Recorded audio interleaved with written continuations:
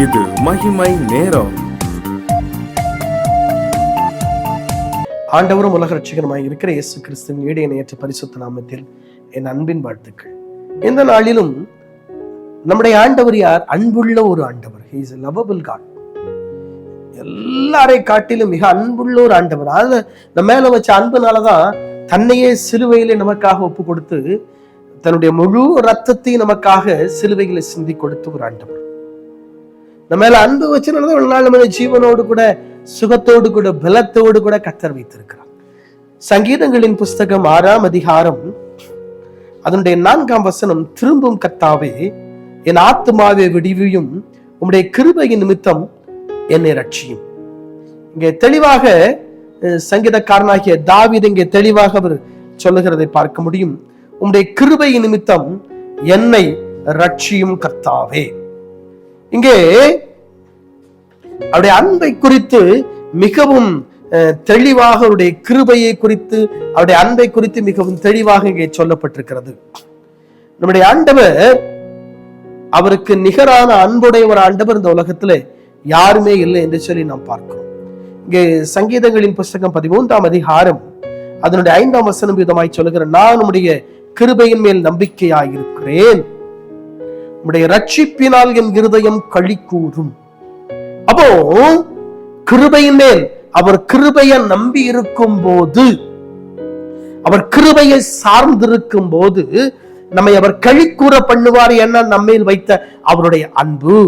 இதே சங்கீதங்களில் 25ஆம் அதிகாரம் அதனுடைய 10ஆம் வசனத்தை நாம் பார்க்கும் போது, கர்த்தருடைய உடன்படிக்கையும் அவருடைய சாட்சிகளையும் கை கொள்ளுகிறவர்களுக்கு அவருடைய பாதைகள் எல்லாம் கிருபையும் சத்தியமானவைகள் என்று சொல்லி இங்கே வேதத்தில் நமக்கு தெளிவாய் சொல்லப்பட்டிருக்கிறது. அப்போ நம்முடைய ஆண்டவருடைய அன்பு மேலானது. அந்த அன்புக்கு ஈடாய் எந்த அன்பு இந்த உலகத்துல கிடையாது. அந்த அன்புக்கு ஈடாய் எந்த அன்பும் இந்த உலகத்துல இல்லை. அதான் முதலே சொன்னேன், அவர் நம்ம வைத்த அன்பினாலேதான் அவர் நம்மை மீட்டெடுத்தார். தன்னுடைய ரத்தத்தை அவர் சிலுவையில சிந்தி கொடுத்தார். அவர் வரணுங்கிற அவசியமா இல்லையே, ஆனாலும் அவர் பூமிக்கு வந்தார். ஏன்னா நம்ம வைத்த அன்பு. இன்னைக்கு இந்த நிமிஷம் வரைக்கும் ஜீவனோடு கூட இருக்கிறோம். பணம் இருக்கு, நிறைய பேர்ட்ட செல்வம் எல்லாம் இருக்குது, ஆனா அவங்க உயிரோடு இல்ல. உங்களே என்னோட வைத்திருக்கிறாரு. ஒண்ணுமே இல்லைங்க, ஆனா நாங்கள் ஜீவனோடு கூட இருக்கிறோம். ஏன்? அவர் நம்ம வைத்த அன்பு. நான் பெரிய பரிசுத்தவான், நான் பெரிய நீதிமான், நான் பொய்யே சொல்ல மாட்டேன், நான் தப்பே செய்ய மாட்டேன், அதனால நான் உயிரோடு இருக்கிறேன். நீங்க உங்களை ஏமாத்திக்கிட்டு இருக்கீங்க. நீங்க பொய் சொல்லிக்கிட்டு இருக்கீங்க. நீங்கள் உங்களை ஏமாற்றுகிறீர்கள். நான் பொய்யே சொல்ல மாட்டேன் அப்படின்னு ஒரு ஆள் சொன்னா, அதான் அவர் சொல்ற மிகப்பெரிய பொய். இந்த பைபிள் சொல்லுது, தேவன் தவிர ஒருவனும் நல்லவன் அல்ல. ஒரு ஆள் தன்னை நல்லவா, நான் பொய்யே சொல்ல மாட்டேன், நான் தப்பே செய்ய மாட்டேன், நான் தப்பே செய்யல, பொய்யே சொல்லல அப்படின்னா அவங்க பெரிய பொய்க்காரர். அப்படி ஒரு ஆள் சொன்னாங்கன்னு வைங்களா, அங்க மிகப்பெரிய பொய்க்காரர் அர்த்தம். பைபிள் படி. ஏன்?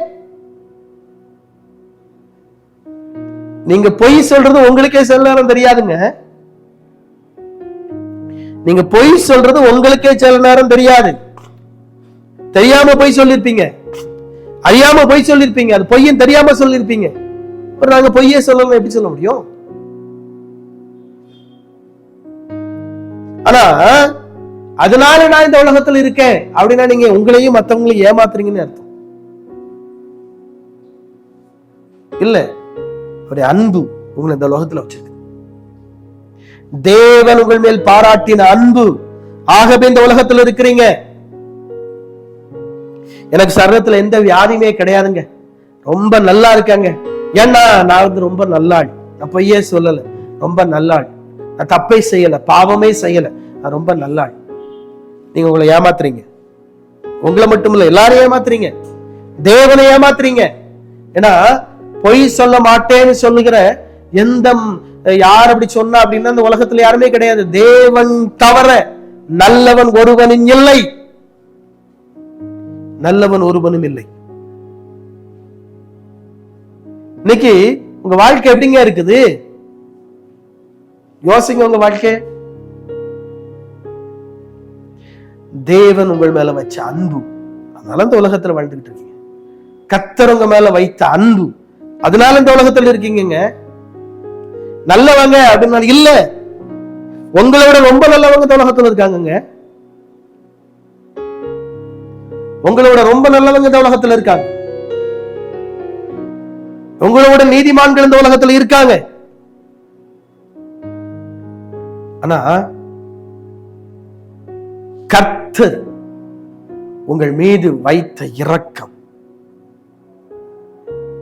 கர்த்தர் உங்களுக்கு பாராட்டின கிருபை,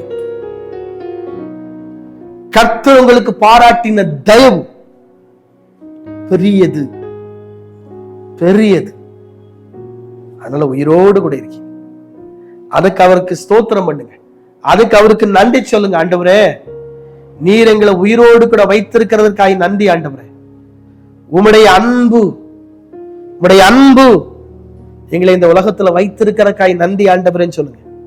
அப்படி அவரை ஸ்தோத்தரிச்சீங்க அப்படின்னா நிச்சயமாய் உங்களுடைய வாழ்க்கையில அவர் அற்புதங்களையும் அதிசயங்களையும் அடையாளங்களையும் அவர் செய்வார். செய்வார். அவர் உங்க மேல அன்பு வச்சிருக்காரு, நீங்க அவர் மேல இவ்வளவு அன்புங்க வச்சிருக்கீங்க. ஆண்டவருக்காக எதை இழந்திருக்கீங்க உலகத்துல? ஆண்டவருக்காக எதை விட்டு கொடுத்திருக்கீங்க? நீங்க ஆண்டவருக்கு ஏதாவது விட்டு கொடுத்திருக்கீங்களா இந்த உலகத்துல? கர்த்தருக்காக ஏதாவது இழந்திருக்கீங்களா? கர்த்தருக்காக ஏதாவது விட்டு கொடுத்திருக்கீங்களா? இல்லையே. அவருக்காக எதையும் இழக்க மனதில்லாத ஒருவன், அவருக்காக இயேசு விட்டு கொடுங்கன்னு சொல்லும் போது விட்டு கொடுக்க மனதில்லாத ஒருவன், அவர் மீது அன்பில்லாத ஒருவன், நீங்க ஆண்டவர்ட்ட அற்புதங்களை பெற முடியாது. உங்க வாழ்க்கை தலைகளை தாழ்த்தி ஜெபிப்போம். அன்பே ஆண்டவரே, உமக்கு ஸ்தோத்திரம். உங்களுக்காக உமக்காக நாங்கள் விட்டுக் கொடுப்பதற்கு, எங்களையே அர்ப்பணிப்பதற்கு உதவி செய்யும். இயேசுவின் நாமத்தில் ஜெபிக்கிறேன் பிதாவே, ஆமென்.